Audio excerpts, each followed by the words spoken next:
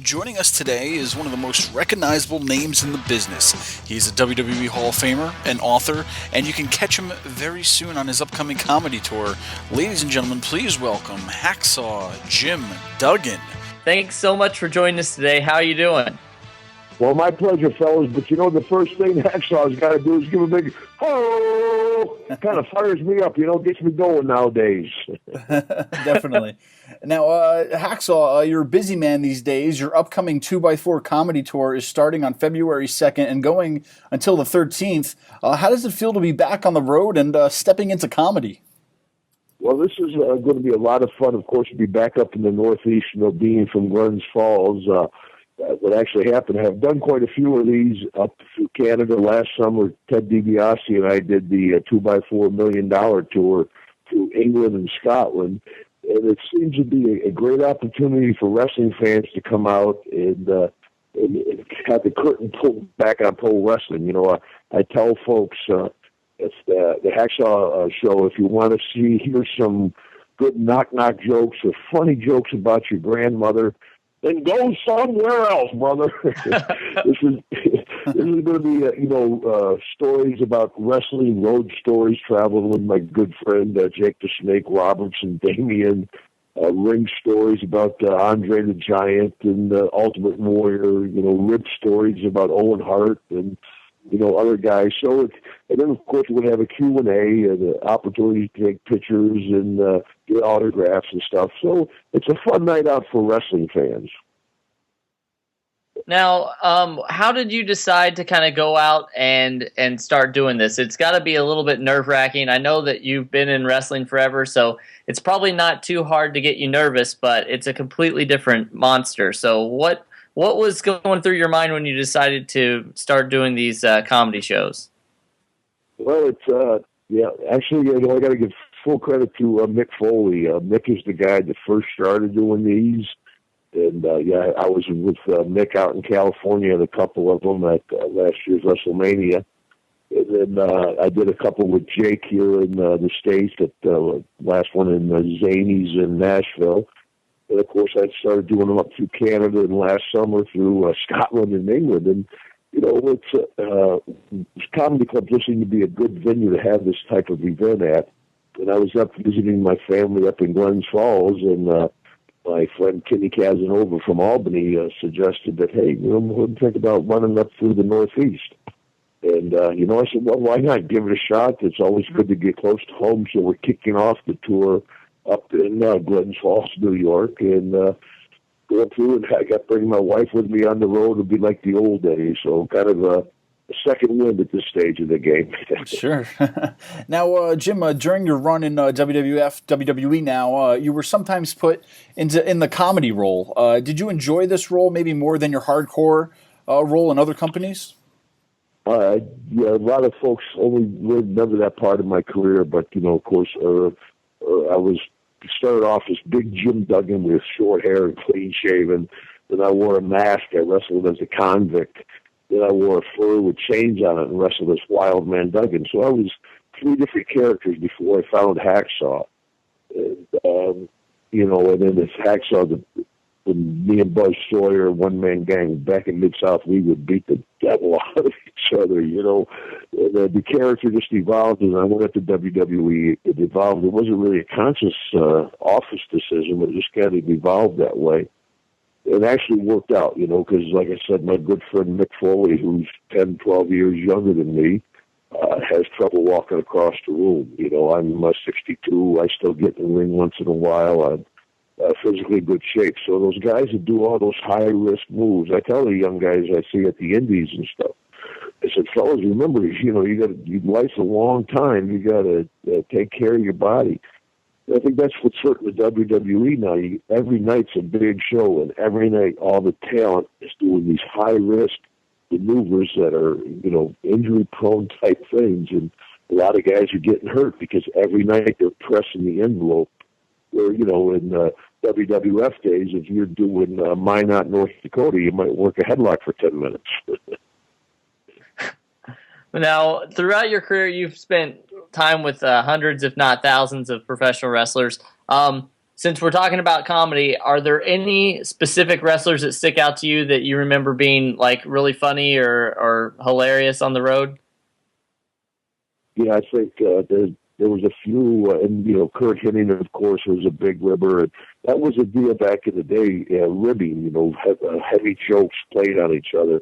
There were so many guys there that had plausible deniability. It could be Mr. Fuji. It could be Kurt Hennig. It could be the British Bulldogs. It could be the Nasty Boys. So you didn't really know who was pulling the ribs. But I think Brian Knobs of the Nasty Boys, he was an entertaining guy as long as you weren't the object of his attention. Sure. Now we are excited to announce that on February 13th, you will be performing in our hometown of Poughkeepsie, New York at Laugh It Up at Mahoney's Irish Pub. Do you have any memorable moments in Poughkeepsie that maybe you could tell us about? Oh, yeah. Actually, Poughkeepsie was, we used to do TV there at Poughkeepsie a lot back in the WWF days, and it was always fun to be in Poughkeepsie. But I remember one time in particular, we were getting ready to leave the building, and the crowd was all outside, and you could see the limo on the far side of the crowd. So it was me and Jake Snake Roberts, and back then the crowd was just rabid. They were so excited because a lot of people try to compare you to a sports team, more like a rock and roll band back in the day, So I'm looking at Jake, and I'm like, okay, buddy, I said, I'm through. We'll both make a break for the doors. Boom, go outside, get through the crowd, and I'll meet you at the limo. So he's, all right, Hacksaw, okay, here we go. So I 1, 2, 3, we opened the doors. Jake went out, I pulled the door shut behind him. He got bobbed forever. I stuck out another door. I was sitting in the limo waiting for him. He's fighting through the people. But he got me back. Jake would get me back. Awesome. Now, you mentioned that you're traveling with your wife, and you're performing on the eve of Valentine's Day. So do you have any special Hacksaw Jim Duggan Valentine's Day plans after your performance? Well, hopefully, I think Poughkeepsie's the last day of the tour, so we get back home. I tell folks, the tour itself, it's the show is a positive look at professional wrestling. It's been a good business for me. I've been doing it almost 36 years now. I've been with my wife for over 30. I've never had to go to rehab for booze or drugs. I had a couple of misdemeanor arrests, no felonies, but there was the 80s. What the hell, But overall, it's been a good business for me. I mean, so many guys hear the horror stories about Scott Hall, and there's such a high divorce rate, high drug and alcoholism rate. But it's been a good business for me and other people too. Guys like Tito Santana, good friend who recently passed, as everybody knows, broke my heart. My good buddy Roddy Piper. It was a good business for him. So I tell folks that we're not all Scott Hall. Sure. Now, Jim, we just saw the 29th WWE Royal Rumble. You were the very first winner of the Royal Rumble. Are you surprised that this event is still a huge success even after all these years? Well, I don't think anybody could have saw that the WWE by itself would become such a huge event. I mean, and of course, the Royal Rumble is probably one of the top 4 because it's one of the original 4 pay-per-views. But, the whole worldwide appeal of wrestling, it's unbelievable. I do a lot of charity events for the NFL guys, and I'm like, world champions, where in the world have you guys been? Since I've wrestled in every state in the union, every province in Canada, in 30 different countries. I mean, it's hard to think of 30 countries, but it's amazing the worldwide appeal of wrestling around the world. I said, nobody knows Peyton Manning over in Barcelona, but everybody will go, ho! That's awesome. Now, the Royal Rumble officially starts the road to WrestleMania. You've been there in years past. Are you planning on attending WrestleMania 32 this year? Oh, yeah, they usually bring a group of us Hall of Famers. I've been to, I don't know when was the last one I've missed, but of course we have the fan access, which starts, I think, 4 or 5 days before the actual event in Dallas. And, of course, we do all kind of media. And one thing that the WWE does that doesn't get nearly the coverage it should is all the charity work. So we'll do stuff with Special Olympics, Make-A-Wish, Wounded Warriors. All those events will happen all that week. And then, of course, they'll have the Hall of Fame ceremony, which is it's always fun, get to dress up and come on the red carpet. I know my wife and my 2 daughters, they enjoy that part. And then, of course, the big show on Sunday. They're going to try to break the record of WrestleMania 3, which we did in the Pontiac Silverdome for 93,000 people. They're shooting for over 100,000 here in Dallas. So wow. I tell folks, even if you're not a wrestling fan, WrestleMania, it's like the Super Bowl. It's an event that you just got an experience to describe. Sure. Now, you mentioned the Hall of Fame. You were inducted a few years back. How did it feel to be inducted, and who do you think, in your opinion, still needs to be inducted into that Hall of Fame? Yeah, of course, being inducted was great. 2011 here down in Atlanta, Georgia. I live in South Carolina now, so it was all my family, all my friends were able to come. So I had my own cheering section there, And it was nice to be recognized by your peers. And of course, have Ted DiBiase, a guy that I've wrestled thousands of times all over the world. That was really helpful in my career. Because all those second generation guys are a little more polished. And Ted really helped me induct me. It was a great night, something I'll always remember. Now, as guys to be inducted, I think they almost induct guys too soon. Even for me, I thought it was too soon. I mean, Edge, I love Edge. I think he's one of the best ever. And boom, but he's right in the Hall of Fame. I mean, there's a whole generation of guys I've seen, Rick Martel, Rick the Model Martel, Tony Gurria, guys like that. I think they kind of looked over. I think a good chance to go in this year are the Fabulous Freebirds. One of my best friends, God bless him, Terry Gordy, one of the best three-man tag teams ever. And, of course, they were really huge in Dallas back in the day. So I could see them being inducted this year. Sure. Okay. Now, you mentioned in the past that wrestling Andre the Giant at Madison Square Garden was definitely a highlight of your career. What was it like to be able to not only wrestle against Andre the Giant, but be friends with him outside of the ring as well? Well, actually, I had an opportunity to wrestle Andre very early in my career. I mean, really early. I wrestled him with half dozen times. As I went from Dallas to WWF, they sent me to Hawaii, where I worked for the High Chief Peter Maivia, the Rock's granddad.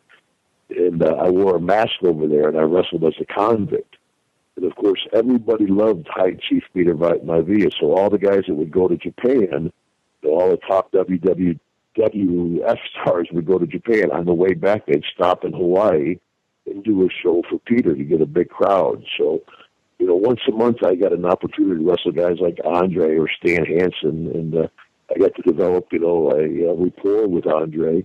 And, of course, he was instrumental in my career to move me from a mid-card guy at WWF to a main event guy when I knocked him out with my 2x4.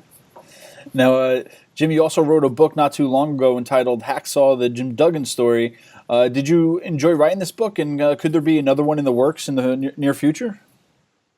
Well, it's doing pretty good for wrestling books. Obviously it's not, a Mick Foley book, who is an established author, but again, it's a positive look at wrestling. Of course, a catchy title, Hacksaw the Jim Duggan Story. It kind of goes over like Hacksaw the Jim Duggan Show. But I had a couple of different ideas for the title. I gave the publisher, I'm like the cycle of the ring, tough life, tough guy.